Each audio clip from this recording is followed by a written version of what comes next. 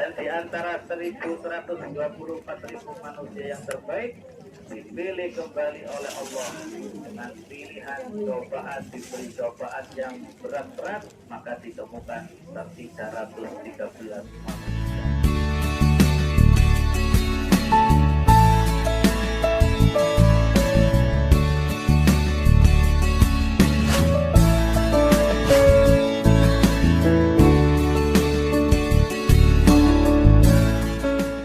Antara 1.124.000 manusia yang terbaik dipilih kembali oleh Allah dengan pilihan cobaan, diberi cobaan yang berat-berat, maka ditemukan 313 manusia yang terbaik. Itulah yang dimaksud dengan para nabi. 313 yang disebut dengan para nabi.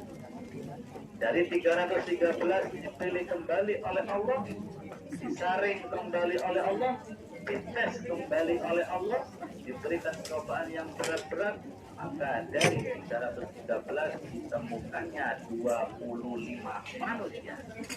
Itulah 25 rasul, nabi dan rasul.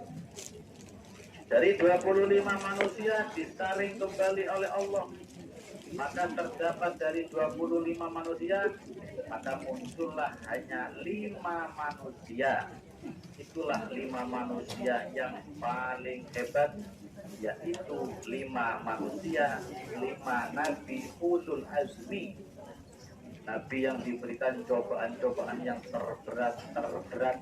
Di antaranya Nabi Nuh, Nabi Ibrahim, Nabi Musa, Nabi Muhammad, dan Nabi Isa. Dari 5 manusia, maka disaring kembali oleh Allah, maka muncullah satu nama saja, yaitu Nabi Muhammad Shallallahu Alaihi Wasallam. Dan Nabi Muhammad adalah manusia terpilih mulai zaman Nabi Adam sampai manusia yang berjumpa dengan hari kiamat. Hanya satu manusia yang terhebat, hanya satu manusia pilihan, yaitu Nabi kita, Nabi Muhammad Shallallahu Alaihi Wasallam. Maka di dalam Asmaul Rasul Shallallahu Alaihi Wasallam, Allah itu, Nabi Muhammad itu mempunyai beberapa nama. Ada 113 nama bagi Nabi Muhammad. Di antara nama-nama untuk Nabi Muhammad, maka ditemukannya nama yang bernama Al-Mukhtar. Apa artinya Al-Mukhtar? Al-Mukhtar itu artinya terpilih. Maka Nabi Muhammad adalah manusia terpilih. Nabi Muhammad adalah manusia yang dipilih oleh Allah dari sekian banyak manusia, mulai manusia di zaman Nabi Adam sampai manusia akhir zaman yang berjumpa dengan kiamat. Hanya dipilih satu manusia saja, yaitu Nabi Muhammad Shallallahu Alaihi Wasallam. Salah satu nama bagi Nabi Muhammad adalah Al-Mukhtar, yang berarti terpilih. Maka tadi ibu yang membacakan qasidah dibacakan wabligil muhtara'anna min salati wa salami. Wabligil muhtara'anna min salati wa salami, artinya sampaikanlah salawat dan salam kita wahai Allah kepada Al-Mukhtar, kepada Nabi Muhammad Shallallahu Alaihi Wasallam. Maka salawat jenengan, salam dan salawat jenengan dari gedung TNJ Hongkong akan dikirim, dibawa oleh malaikat dan disetorkan ke makom Nabi Muhammad yang ada di kota Madinatul Munawwarah. Jadi salawat jenengan, salam jenengan akan disampaikan oleh Allah lewat perantara kurir yang bernama kurir malaikat, yang disampaikan ke makom Nabi Muhammad yang ada di Madinatul Munawwarah. Salawat jenengan, salam jenengan sampai kepada Nabi Muhammad Sallallahu Alaihi Wasallam. Cerita ini pernah ditanyakan oleh salah seorang sahabatnya. Akhirnya sahabat mengatakan, ya Rasulullah, bagaimana bisa sampai salawat dan salam kita kepada panjenengan, sedangkan panjenengan umpamanya sudah meninggal dunia? Kalau jenengan sudah meninggal dunia, apakah masih tersampaikan sholawat dan salam kita kepada jenengan wahai Rasulullah? Dijawab oleh Nabi Muhammad SAW, Inna Allah Ta'ala haramal ardo an ta'kula ajsad al-anbiya. Sesungguhnya Allah mengharamkan bumi untuk memakan jasad para nabi.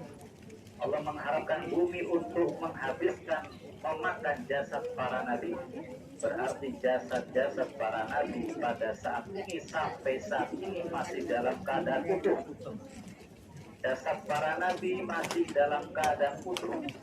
Begitu juga salawat dan salam kita yang ditujukan kepada Rasulullah akan sampai karena jasad semua para nabi dalam keadaan utuh.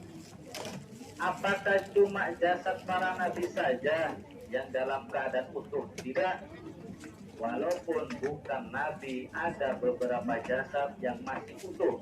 Mungkin kalau jenengan punya cita-cita kepingin kalau mati jasadnya utuh, walaupun jenengan bukan seorang nabi, apakah bisa?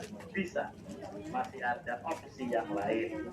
Apa? Yang pertama, jasad yang utuh, jadi dan para penghafal Al-Quran, hafizul Quran, orang-orang yang menghafal Al-Quran, orang-orang yang hafal Al-Quran masih dalam keadaan jasad yang utuh.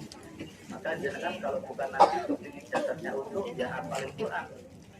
Setelah kalau masih jasadnya utuh.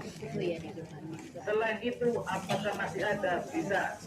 Yaitu jasad para muazzin, jasad para orang-orang tukang azan yang beberapa tahun ikhlas karena Gusti Allah, maka jasadnya dalam keadaan utuh.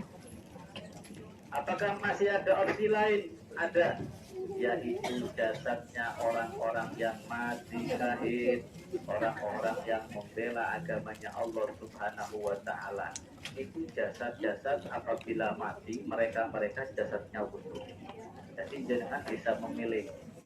Itu jasad-jasad apabila mati, mereka jasadnya utuh. Jadi jenengan bisa memilih. Jenengan perempuan-perempuan kalau mau jadi tukang azan kayaknya nggak bisa. Kalau yang ada perempuan yang datang bapak-bapak semangat semua. Datangnya bukan karena mau sholat tapi mau lihat rokok sing azan kok ayo tentang. Atau mati syahid membela agamanya Gusti Allah. Di Indonesia tidak ada perang. Jihadnya seorang perempuan itu ya berbakti manut sama suaminya. Kalau jihadnya seorang anak berbakti manut sama kedua orang tuanya. Kalau laki dan perempuan. Tapi kalau laki ketika dia sudah menikah tetap dia patuh dan manut kepada orang tuanya. Itu bagi yang laki. Tapi kalau bagi yang perempuan setelah dia menikah, yang dikatakan pangeran kapal Tuhan yang terlihat tiada lain tiada bukan suami. Setelah berbakti kepada suami, manut kepada suami, urutan kedua yaitu kedua orang tua. Jadi suami, Rasul mengatakan cucu itu pangeran kapal Tuhan yang terlihat. Tapi asal suaminya sholat, suaminya genah, suaminya soleh, itu Tuhan yang terlihat bagi seorang istri. Maksudnya cita-cita perintah suami wajib dilaksanakan asal suaminya genah. Ya. Jihadnya seorang perempuan apa? Dia berbakti di dalam rumah tangga, urusi anak, urusi cucu dan lain-lain. Maka di dalam kajian-kajian saya, sekarang saya ngaji kitab Uqidul Jahid. Jenengan kalau ada di grup-grup yang saya kaji di situ, itu masih bab kedua, masih bab awal. Itu kajian seputar kehidupan suami istri. Kayaknya ini lebih penting daripada ngaji bab hukum-hukum fikih. Supaya suami dan istri saling mengetahui hak dan kewajiban masing-masing. Opsi yang ketiga, kalau jenengan bukan orang adzan, tukang adzan, atau jenengan tidak bisa berjihad karena nggak ada jihad di Indonesia. Ya. Opsi yang ketiga, hafizul Quran, menghafalkan Al-Quran. Itu nanti orang yang menghafalkan Al-Quran matinya dan jasadnya dalam keadaan utuh. Jadi kalau jenengan kepingin jasadnya utuh, padahal jenengan bukan seorang nabi, maka pilihlah 3 opsi di atas tersebut. Tapi kalau jenengan tidak mempunyai 3 opsi di atas tersebut, tidak mampu, saya nggak hafal Quran, saya bukan azan, saya bukan orang yang masih syahid, tapi jasadnya kepingin wudu, apakah bisa? Ya bisa. Nanti jasadnya dikasih formalin.